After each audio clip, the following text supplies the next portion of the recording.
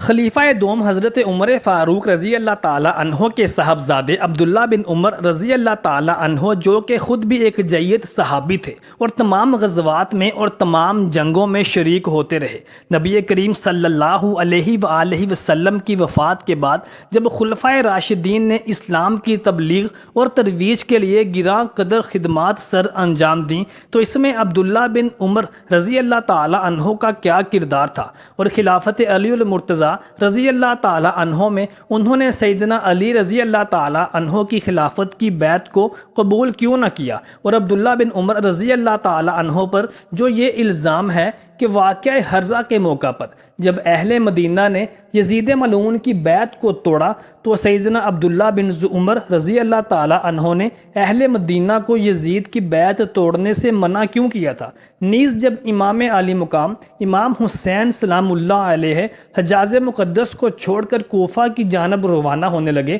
تو عبداللہ بن عمر رضی اللہ تعالیٰ عنہ نے امام عالی مقام کو یزید کے مقابلے میں جانے سے کیوں روکا اور خود یزید کی بیعت کیوں کی؟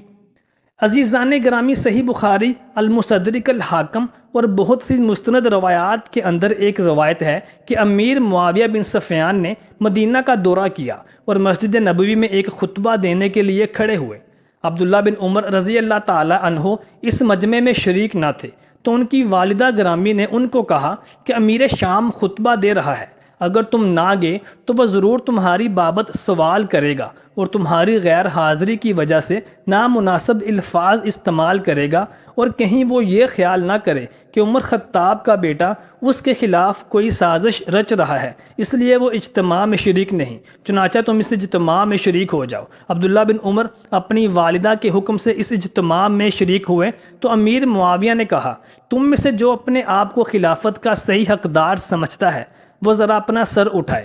امام طبری کے مطابق یہ جملہ کہتے ہوئے امیر معاویہ بن ابی سفیان نے عبداللہ بن عمر رضی اللہ تعالیٰ عنہ کو طنز کے ساتھ دیکھا اور پھر اشاروں کناؤں میں کہا کہ جو خود کو خلافت کا سب سے زیادہ حقدار تصور کرتا ہے، میں اس سے بھی کہیں زیادہ خلافت کا حقدار ہوں۔ امام طبری اور امام غزالی رحمۃ اللہ علیہ نے اس کی تشریح میں لکھا ہے کہ امیر معاویہ بن ابی سفیان نے ابن عمر رضی اللہ تعالی عنہ کی طرف سے اس بات کو منسوب کیا اور حضرت عمر فاروق رضی اللہ تعالی عنہ کی نسبت سے یہ الفاظ استعمال کیے کہ میں بہت سے لوگوں سے زیادہ خلافت کا حقدار ہوں،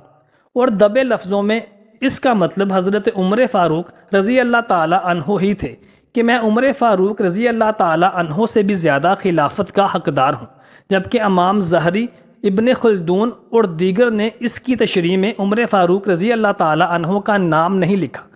ابن عمر رضی اللہ تعالی عنہ کے ساتھ بیٹھے ایک اور صحابی جو کہ اس حدیث کے راوی بھی ہیں، وہ خطبہ ختم ہونے کے بعد ابن عمر سے کہنے لگے، اے ابن عمر، معاویہ بن ابی سفیان نے آپ کے والد کو برا بھلا کہا، آپ نے امیر معاویہ کو جواب کیوں نہ دیا؟ تو عبداللہ ابن عمر رضی اللہ تعالیٰ عنہ کہنے لگے، خدا کی قسم میں تو فتنہ انگیزی اور شر پسندی سے پرہیز کرتا ہوں، میں تو اپنی مٹھی کھولنا چاہتا تھا اور امیر معاویہ کو بتانا چاہتا تھا کہ کیا تو ان سے بھی زیادہ خلافت کا حقدار خود کو سمجھتا ہے جنہوں نے تیرے آباء و اجداد کو کفر کی حالت میں جنگوں میں مات دی ہوئی ہے۔ یعنی عبداللہ ابن عمر رضی اللہ تعالیٰ عنہ کا اشارہ اس بات کی طرف تھا کہ سیدنا عمر بن خطاب رضی اللہ تعالیٰ عنہ اور دیگر صحابہ کرام علیہ اجمعین نے امیر معاویہ کے آباء و اجداد ابو سفیان اور دیگر سرداروں کو جنگ احد، جنگ بدر اور جنگ خندق وغیرہ میں شکست فاش دی تھی، اور یہ ان سے زیادہ خلافت کے حقدار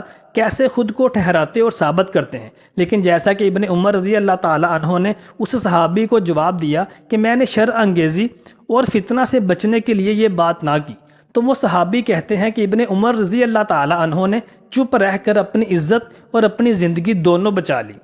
امیر معاویہ کے بعد جب یزید تخت حکومت پر بیٹھا تو حضرت ابن عمر رضی اللہ تعالی عنہ نے محض اختلافات امت کے فتنے سے بچنے کے لیے اس کی بیعت کر لی اور فرمایا کہ اگر یہ خیر ہے تو ہم اس سے راضی ہیں، اور اگر شر ہے تو ہم نے صبر کیا۔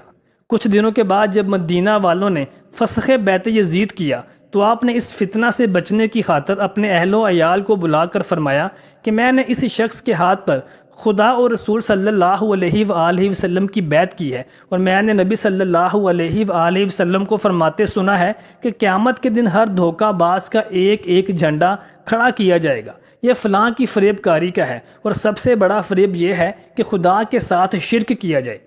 ایک شخص کسی کے ہاتھ پر خدا اور رسول کے لیے بیعت کر لے اور پھر اس کو فسخ یعنی ختم کر دے، اس لیے تم میں سے کوئی شخص فسخ بیعت میں حصہ نہ لے۔ اگر کسی نے ایسا کیا، اس میں حصہ لیا، تو میرے اور اس کے درمیان تلوار فیصلہ کرے گی۔ یزید کی بیعت آپ رضی اللہ تعالی عنہ نے کسی لالچ یا خوف کی بنا پر نہیں کی تھی۔ امیر معاویہ نے جب یزید کو ولی عہد بنانا چاہا تو عمر بن عاص کو عبداللہ بن عمر کے پاس ان کا عندیہ لینے کے لیے بھیجا، تو انہوں نے جا کر دبی زبان سے اس کا اظہار کیا اور اس کے عوض ایک رقم خطیر پیش کرنا چاہی۔ رشوت کا نام سن کر عبداللہ ابن عمر رضی اللہ تعالی عنہ غصے سے کانپ اٹھے اور اسی وقت عمر بن عاص کو کھڑے کھڑے نکال دیا۔ یزید کے بعد اس کا بیٹا معاویہ خلیفہ ہوا، مگر اس کی خلافت صرف 3 مہینہ رہی۔ اس کے بعد وہ خود ہی خلافت سے دستبردار ہو گیا۔ اب اس کی وفات کے بعد ایک طرف مکہ میں عبداللہ بن زبیر رضی اللہ تعالی عنہ نے خلافت کا دعویٰ کیا اور عراق، حجاز و یمن کے لوگوں نے ان کے ہاتھ پر بیعت کی، اور دوسری طرف شام میں مروان بن حکم نے اپنی بیعت لی۔ گو اکثر اسلامی ممالک عبداللہ بن زبیر رضی اللہ تعالی عنہ کی طرف مائل تھے، لیکن حضرت عبداللہ بن عمر رضی اللہ تعالی عنہ ان کے دعوی خلافت کو بازیچہ اطفال سے زیادہ وقت نہ دیتے تھے۔ چنانچہ انہی کے زمانہ میں جب فریقین میں جنگ برپا تھی تو ایک شخص نے ان سے آ کر کہا کہ خدا فرماتا ہے کہ فتنے کو روکنے کے لیے لڑو۔ انہوں نے جواب دیا تھا کہ جب فتنہ تھا تو ہم لڑے۔ فتنہ یہ تھا کہ مسلمان کو کفار اس قسم کی اجازت نہیں دیتے تھے کہ وہ اپنے خدا کی عبادت کر سکیں۔ اب یہ خانہ جنگی جہاد نہیں بلکہ بادشاہی کے لیے لڑائی ہے، مگر جب عبد الملک کی طرف سے حجاج عبداللہ ابن زبیر رضی اللہ تعالی عنہ سے لڑنے کے لیے مکہ معظمہ گیا اور خانہ کعبہ کے ایک حصے کو اپنے گولوں کا نشانہ بنایا تو وہ سخت برہم ہوئے اور اپنی برہمی کو قابو میں نہ رکھ سکے۔ عبد الملک بن مروان کی حکومت کے دوران حجاج بن یوسف سقفی امیر الحج بن کر آیا۔ آپ نے خطبہ کے درمیان اس کو ٹوک دیا۔ حجاج ظالم نے جل بھن کر اپنے ایک سپاہی کو حکم دے دیا کہ وہ زہر میں بھجایا ہوا نیزہ حضرت عبداللہ بن عمر رضی اللہ تعالی عنہ کے پاؤں میں مار دے۔ چنانچہ اس مردود نے عبداللہ بن عمر رضی اللہ تعالی عنہ کے پاؤں میں نیزہ مار دیا۔ زہر کے اثر سے آپ رضی اللہ تعالی عنہ کا پاؤں بہت زیادہ پھول گیا اور آپ علیل ہو کر صاحب فراش ہو گئے۔ مکار حجاج بن یوسف آپ رضی اللہ تعالیٰ عنہ کی عیادت کے لیے آیا اور کہنے لگا کہ حضرت کاش مجھے معلوم ہو جاتا کہ کس نے آپ کو نیزہ مارا ہے۔ عبداللہ بن عمر رضی اللہ تعالیٰ عنہ نے فرمایا اس کو جان کر پھر تم کیا کرو گے؟ حجاج بن یوسف نے کہا کہ اگر میں اس کو قتل نہ کر دوں تو خدا مجھے مار ڈالے۔ سیدنا عبداللہ بن عمر رضی اللہ تعالیٰ عنہ نے فرمایا تم کبھی ہرگز اس کو قتل نہیں کرو گے، اس نے تو تمہارے حکم سے ہی ایسا کیا ہے۔ یہ سن کر حجاج بن یوسف کہنے لگا کہ نہیں اے ابو عبد الرحمن، آپ ہرگز یہ خیال نہ کریں، اور جلدی سے اٹھ کر وہاں سے چل دیا۔ اسی مرض میں 74 ہجری میں حضرت عبداللہ بن زبیر رضی اللہ تعالی عنہ کی شہادت کے 3 ماہ کے بعد حضرت عبداللہ بن عمر رضی اللہ تعالی عنہ بھی 84 یا 86 برس کی عمر میں وفات پا گئے اور مکہ معظمہ میں مقام محسب یا مقام ذی طوا میں مدفون ہوئے۔ اپنی وفات کے وقت عبداللہ بن عمر رضی اللہ تعالی عنہ کہتے تھے کہ مجھے اس ایک بات پر افسوس ہے کہ میں نے سیدنا علی المرتضیٰ رضی اللہ تعالی عنہ کے خلاف مل کر باغی گروہ کے خلاف جنگ نہیں کی۔ جب امام علیہ السلام خلافت پر آئے تو سیدنا عمار بن یاسر رضی اللہ تعالی عنہ نے حضرت علی سے اجازت لی کہ عبداللہ بن عمر کے ساتھ بیعت کے سلسلے میں بات کرے۔ عبداللہ نے امام علی علیہ السلام کی بہت زیادہ تعریف کی، لیکن مولا علی علیہ السلام سے بیعت نہ کی تھی۔ عبداللہ کو زیادہ تر اپنی عبادت کی فکر رہتی تھی اور وہ اپنے اندر سماجی مسائل میں داخل ہونے کا شوق نہیں رکھتے تھے۔ اسی وجہ سے امام علی علیہ السلام نے عمار بن یاسر رضی اللہ تعالی عنہ کو حکم دیا کہ عبداللہ کو چھوڑ دو، وہ ایک کمزور انسان ہے۔ اس لیے جب کسی نے کہا کہ عبداللہ کی طرح کسی کام میں دخل اندازی نہیں کرتا، تو سیدنا علی رضی اللہ تعالیٰ عنہ نے فرمایا کہ عبداللہ بن عمر نے نہ تو حق کی مدد کی اور نہ ہی باطل کو ختم کیا۔ ابن عمر رضی اللہ تعالیٰ عنہ نے اگرچہ امام علی علیہ السلام کی بیعت نہ کی تھی، لیکن وہ آپ علیہ السلام کے مخالفین کی صف میں بھی داخل نہ ہوئے اور امام علی علیہ السلام کے مخالفین کی حمایت بھی نہ کی۔ بعض اہل سنت کے مواخذ میں ذکر ہوا ہے کہ عبداللہ بن عمر رضی اللہ تعالیٰ عنہ اپنی زندگی کے آخری حصہ میں اسی وجہ سے بہت غمگین اور پریشان رہا کرتے تھے کہ امام علی علیہ السلام کی حمایت کیوں نہ کی،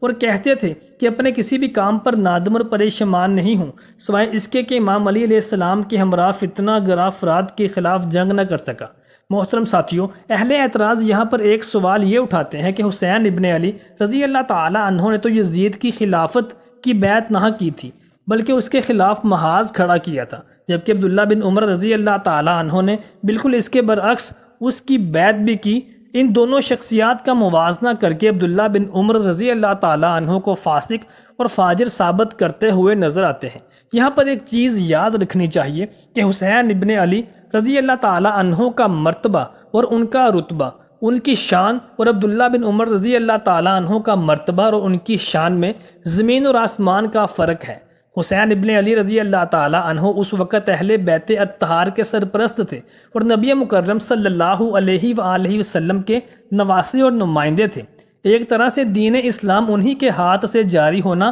لکھا جا چکا تھا، جبکہ عبداللہ ابن عمر رضی اللہ تعالیٰ عنہ کی قدر و منزلت امام حسین علیہ السلام کے مقابلے میں وہ نہ تھی، جیسا کہ حدیث شریف میں بھی ہے کہ برے کام کو دیکھو تو اپنے ہاتھ سے روکو،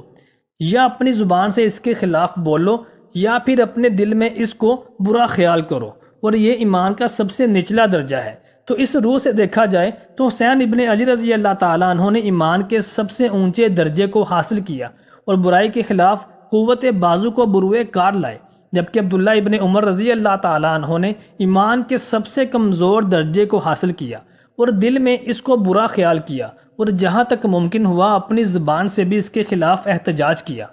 محترم ساتھیوں، ہمیں کیا خبر کہ عبداللہ بن عمر کا اپنی وفات سے پہلے اس بات پر نادم اور شرمندہ ہونا ان کی پچھلی تمام اجتہادی خطاؤں کو اللہ تعالیٰ کے حضور معاف فرما دے۔